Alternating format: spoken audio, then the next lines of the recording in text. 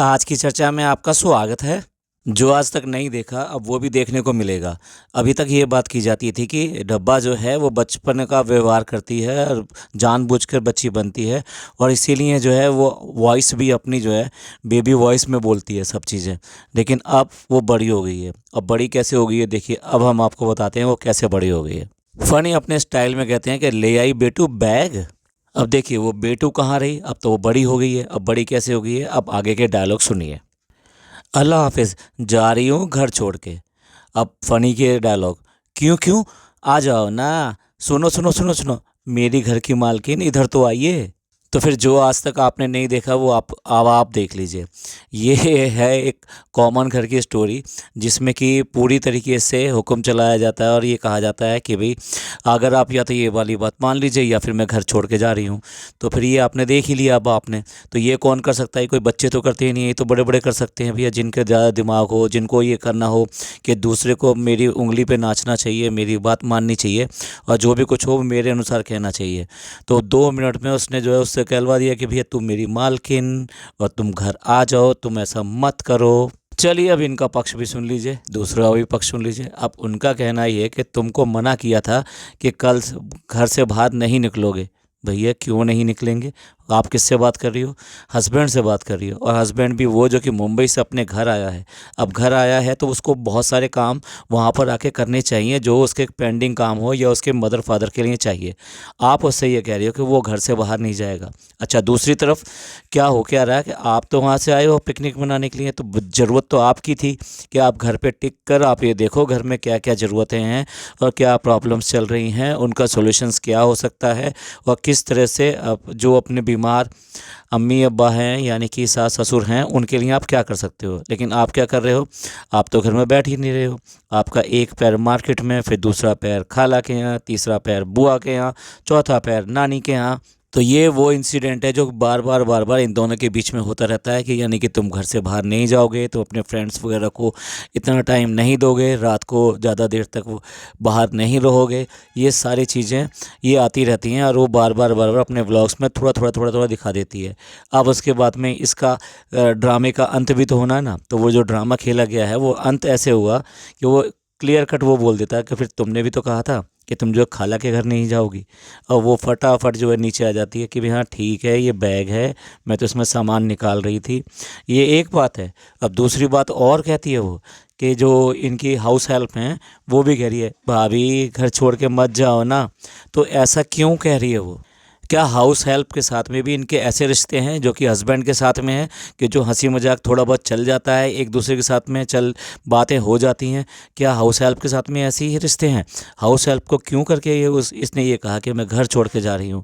इसका मतलब ये है कि वो जो घर में देखती रहती है लगातार, जो इनके बीच में चलता रहता है और अपने इन लॉज के साथ में ये करती रहती है, तो उसी का इफ़ेक्ट है कि इसने थोड़ा सा वो बैग लेके चलने का इशारा किया या फिर उसको बताया कि मैं घर छोड़ के जा रही हूँ, तो वो तुरंत बोल पड़ी नहीं भाभी नहीं, आप घर छोड़ के मत जाओ। देखिए कुछ भी कर लीजिए, कुछ भी कर लीजिए आप, कितना भी छुपा लीजिए, पर कुछ बातें ऐसी होती हैं कि जो इंडिकेशन देती हैं, इंडिकेटर देती हैं कि चल क्या रहा है और कितना रिस्पांस आप दे रहे हो, जो आपको देना चाहिए अपनी फैमिली के लिए, अपने सास ससुर के लिए, बाकी चीज़ों के लिए। तो यहाँ कोई आप ड्रामा खेलने तो आए नहीं हो कि भाई चलो आओ घर घर खेलते हैं, चलो पिकनिक बनाते हैं, ये सब करते हैं। अब आप क्वाइट मैच्योर हो और मैच्योर होने के नाते ही आप ये सब इस तरह का ड्रामा भी आजकल खेल देते हो अपने ब्लॉग्स में। इसलिए इनको लोग जो है ना निब्बा निब्बी कहते हैं कि जो मतलब कुल मिला के ये कि ड्रामा करते रहते हैं, एक दूसरे के साथ में खेलते रहते हैं और यही सब करते रहते हैं। मैच्योरिटी नाम की चीज़ नहीं है, या क्या उनकी ज़रूरतें हैं और किस तरह का बिहेवियर उन्हें करना चाहिए, वो सब चीज़ें नहीं दिखाई देती। अब दूसरी स्क्रिप्टेड चीज़ देखिए, वो जो छोटी सी बच्ची है वो बच्ची उसके लिए रिंग लेकर आई है। इससे पहले भी देखा होगा, उससे इन्होंने ही बुलवाया था कि हमारे खेत कहाँ कहाँ तक हैं और कितने बड़े हैं, वो उस छोटी सी बच्ची से बुलवाया था।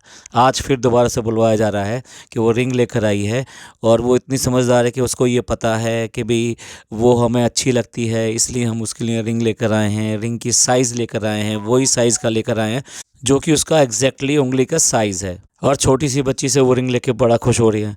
ये सब के सब जो है आप जो इतनी छोटी बच्ची से करा रहे हो वो कर नहीं रही है। फ़नी देखो अब फिर यहाँ दिखा रहा है कि उसको हाइजीन से कोई मतलब नहीं है। एक जीन्स पहन ली है तो एक हफ्ता चल जाएगा, बाकी तो जैकेट में काम चल जाता, तो इसलिए हमें तो कपड़े की क्या ज़रूरत है, आप भर भर के ले जाओ और ओकेशन वाइज जो है कर लो, लेकिन हमारा तो ऐसे ही चल जाता है। देखिए व्लॉग्स में जो दिखाई जाती है ना, वो सिर्फ अच्छी अच्छी बातें दिखाई जाती है, क्योंकि ऐसा है ना, अगर आपको वहाँ पे भी वही परेशानी देखने को मिलेगी जो आप आम जिंदगी में रोज़मर्रा में देखते हैं, तो आप उससे फैमिलियर नहीं हो पाएंगे, ना आपको खुशी मिल पाएगी, ना आपको अच्छा लगेगा। जैसे फॉर एग्जांपल वो कानपुर के रिजेंसी हॉस्पिटल में गई, जो रिजेंसी हॉस्पिटल कानपुर में सबसे बड़ा हॉस्पिटल है, साथ साथ वहाँ इतना रश रहता है कि वो पूछिए मत।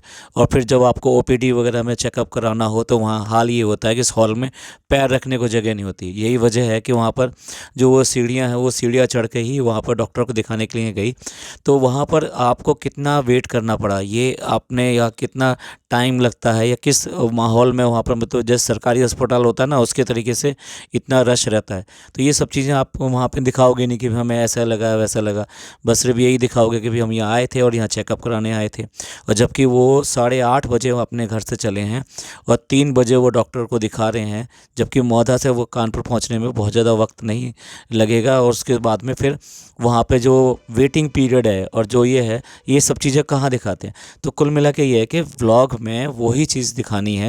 ये तो जस्ट एक एग्जांपल के तौर पे मैंने बताया आपको, क्योंकि अगर आप अच्छी अच्छी चीज़ें के अलावा अगर वो चीज़ें दिखा देंगे जो कि लोगों को सहन करनी पड़ती है, तो उनको वो चीज़ें शायद उतनी अच्छी नहीं लगेंगी। अब फिर भी टाइम बच गया तो फिर जेड स्क्वायर मॉल, और जेड स्क्वायर मॉल में फिर सबसे पहले तो फ्री का मेकअप, क्योंकि उसको एडवर्टाइजमेंट कर दिया, उसको बताया होगा सब कुछ। और वहाँ पर कानपुर क्योंकि पास में ही पड़ता है, तो इसलिए लोग भी मिल ही जाते हैं उनके देखने वाले और अप्रिशिएट करने वाले। जहाँ चाहे डाइटिंग चले चाहे कुछ भी चले, लेकिन जो खाना जो है ना वही जेड स्क्वायर मॉल में ही खाएंगे। जबकि देखा जाए तो अगर आप इतने कॉन्शियस हो, हेल्थ कॉन्शियस हो, तो डेफिनेटली आप कहीं बाहर जा रहे हो तो अपना होम प्रिपरेशन करके आप निकलिए, तभी तो आपकी हेल्थ आप मेंटेन कर पाओगे। एक तरफ तो आपको इधर से उधर ट्रैवलिंग करने का मतलब इतना ज़्यादा है कि टाइम ही नहीं है कि आप एक जगह टिक कर कोई भी एक्टिविटी को परफॉर्म कर सकें या उसको पूरा कर सकें। ये तो बहुत लॉन्ग एक्टिविटी होती है। अगर आपको हेल्थ मेंटेन करना है, अपने अपने फिजिकल मेंटेन करने हैं, आपके वाइटल्स को आपको कंट्रोल में लाना है, तो इसके लिए तो बड़ा लंबा समय लगता है और कंटिन्यूस एफर्ट जाती हैं। ये कोई मेडिसिन नहीं है कि आपने ले लिया और हो जाएगा। तो ये अगेन दिखा रही हैं इस बात को कि भाई हम कितने हेल्थ कॉन्शियस हैं यहाँ पर। यहाँ इनको एक लेडी मिलती है, लेडी मिलती नहीं है, बेसिकली उसको बुलाया गया है, क्योंकि क्या है, इन्होंने इतने सारे जो सूट्स वगैरह ये सब बनाए, तो उनके हिसाब से उनके पास में हिजाब नहीं है, तो हिजाब उन्हीं कलर के होने चाहिए और उसी तरीके के होने चाहिए, तो इसलिए जो उसको स्पेशली बुलाया गया और वो यहाँ पर लेकर आई है। तो वो बेसिकली एक अच्छा बिजनेस रन कर रही है। तो यहाँ तो अब कुछ भी कह लीजिए, जो अच्छा काम है वो अच्छा काम है, ये उसको प्रमोट करती है।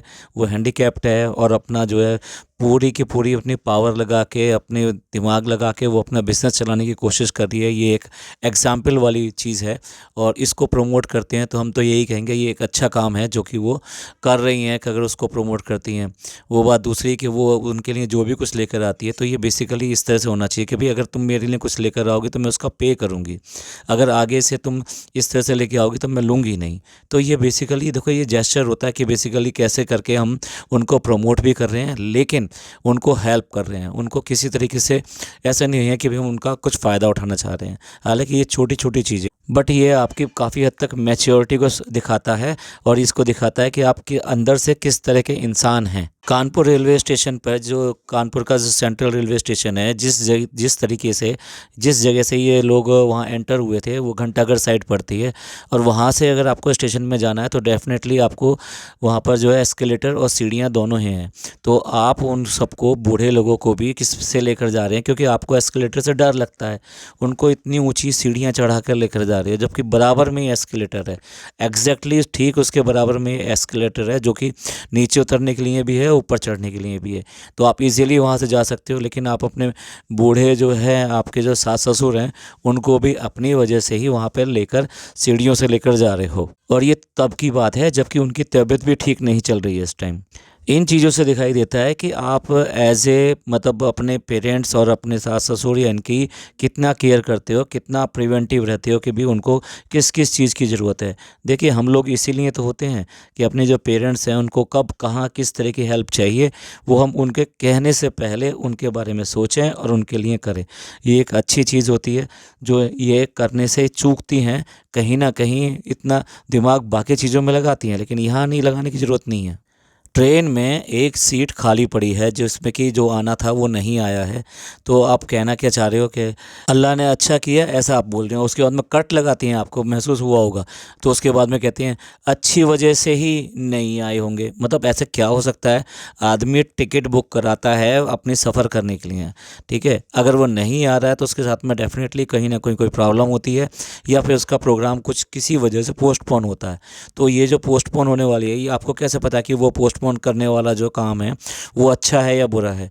यानी आप तो कहना तो यही चाह रहे थे कि अच्छा हुआ, अल्लाह ने अच्छा किया कि वो नहीं आया। ये कुछ अननेसेसरी डायलॉग्स होते हैं जिनकी बोलने की या कुछ कहने की ज़रूरत होती ही नहीं है, लेकिन फिर भी वो जो है अपनी आदत है ना, तो इसलिए वो मुंह से निकल ही जाता है और फिर उसके बाद में वो ब्लॉग में भी दिखा देते हैं। अच्छा, आप जो है फ़नी भाई है ना, उनको भी नहाने के बाद में ड्रायर चाहिए और फटाफट ड्रायर करके तैयार होते हैं भैया। वाह, मज़े हैं भैया, कुछ भी है। लेकिन जो भी कुछ है वो वही करो जो वो कह रही है। अगर नहीं करोगे तो आपने ट्रेलर देख ही लिया ना। तो वो ट्रेलर, वो हमने देखा है ट्रेलर। एक्चुअली क्या है, ये तो ट्रेलर जो है रोज़ देखते ही रहते हैं और उसको मनाते रहते हैं और उसको करते रहते हैं। इसको कुछ भी कहो, पैम्परिंग इतनी ज़्यादा प्यारी है कि हर समय इसको कोई बच्चों की तरह पैम्परिंग करता रहे तो इसको अच्छा लगता है। अगर ऐसा नहीं होता तो ये बिखर जाती है और फिर अपना गुस्सा दिखाती है। वो चेहरे से भी झलकता है और कहीं ना कहीं अपने डायलॉग में भी कोई ना कोई डायलॉग वहाँ पे छोड़ देती है, जिससे ये सब चीज़ें पता लगती हैं। तो चलिए एंड करते हैं इस पॉडकास्ट को, क्योंकि अब उसके बाद में आपको ढेर सारे भर भर के जो है शादी के वो देखने को मिलेंगे। अब वहाँ सारी लाइमलाइट जो है इन्हीं को तो लेनी है। मतलब वहाँ पे सब कुछ अपने आप को ही दिखाना है, अपने आप को ही बड़ा करके दिखाना है। उसका जिसका फंक्शन है वो कैसे दिखाएंगे, क्या करेंगे, वो देखने वाली बात है। और हाँ, सारा का सारा जो खर्चा होगा ना, फ़ोटोग्राफ़ी का, वीडियोग्राफ़ी का, वो सब ये अपना निकाल लेगी, क्योंकि व्लॉग में डालेगी और उसको अच्छा खासा जो हाइक मिलेगा। तो इसलिए आराम से वो सारे खर्चे वहाँ पे कवर अप कर लिए जाएंगे।